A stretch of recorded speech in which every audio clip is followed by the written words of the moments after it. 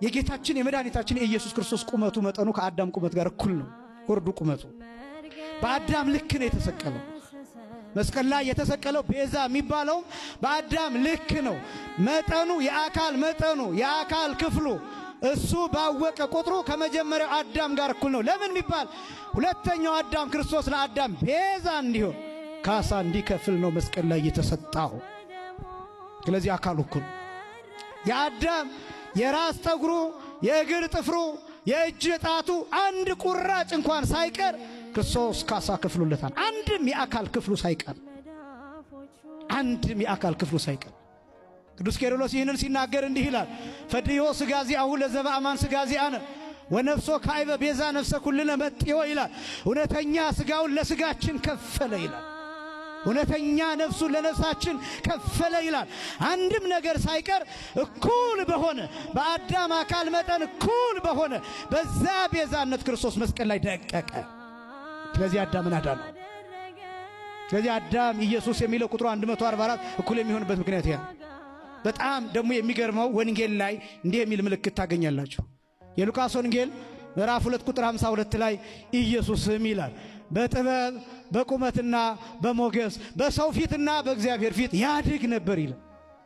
በሰው ፊትና በእግዚአብሔር ፊት ያድግ ነበር። እስከምን ድረስ ነበር የሚያድገው ቢባል አካሉ የአዳም አካልን እስከሚያክል ድረስ፣ ወርዱ የአዳምን ወርድ እስከሚያክል ድረስ፣ መጠኑ የአዳምን መጠን እስከሚያክል ድረስ፣ እስከዚያ ድረስ ኢየሱስ የሚለው ቁጥር አዳም ከሚለው ቁጥር ጋር እኩል የሆነበት ምክንያት ይሄ ነው። ኢየሱስ ማለት መድኃኒት ማለት ነው። መድኃኒት ማለት ብቻ ግን አይደለም፣ ሕይወት ማለት ነው። ምን አይነት መድኃኒት ነው ጥያቄ። አሁን በጣም ብዙ ወንድሞቻችን እኛ ክርስቶስን እንደማንሰብክ ስለ ክርስቶስ እንደማንናገር አድርገው የሚተቹን በጣም ብዙዎች ናቸው። እኔ ጥቂት ከሰዓታቱ ብቻ ከጊዜ አንጻር ላሳያችሁና ሰዓታቱ እንኳን እንዴት እንደሚገልጠው። ለምሳሌ ሞገስነ ወክብርነ ቀርነ መድኃኒትነ ውእቱ ኢየሱስ ክርስቶስ ትለዋለች። መድኃኒት ብቻ አይደለም የምትለው። ሞገስነ ወክብርነ ማለት ሞገሳችን ክብራችን ማለት ነው። ሌላ ሞገስ የለንም በእውነት፣ ሌላ ክብር የለንም በእውነት። የጻድቃን የሰማዕታት ምልጃ፣ የሰማዕታት የጻድቃን ክብር መጨረሻው ጌታ ጋር ማድረስ ነው፣ ክርስቶስ ጋር ማድረስ ነው። በደንብ ማወቅ አለባቸው። የጻድቃን የሰማዕታት ምልጃ፣ የቅዱሳን ምልጃ፣ የመላእክት ተራዳይነት ወደ ክርስቶስ ማድረስ ነው፣ ወደ ቤዛነቱ ማድረስ ነው። ይህን በደንብ ማወቅ መረዳት አለባቸው።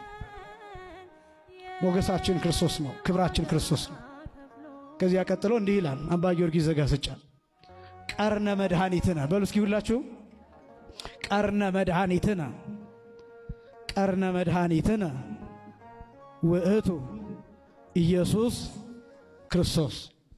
የመድኃኒታችን ቀንድ፣ የመዳናችን ቀንድ፣ የመዳናችን ዋና፣ የመዳናችን ፍጻሜ፣ የመዳናችን ማብቂያ፣ የመዳናችን መጨረሻ፣ የመዳናችን ጣራ፣ የመዳናችን ልክ፣ ወሰን፣ ድንበር፣ ፍጻሜ ውእቱ ኢየሱስ ክርስቶስ ነው የሚል እርሱ ኢየሱስ ክርስቶስ ነው የሚል ይቀጥልና አባ ጊዮርጊስ ዘጋስጫ ትዕምርተ ሰላምነ የሰላማችን ምልክት ትምህርተ ሰላምነ ይላል።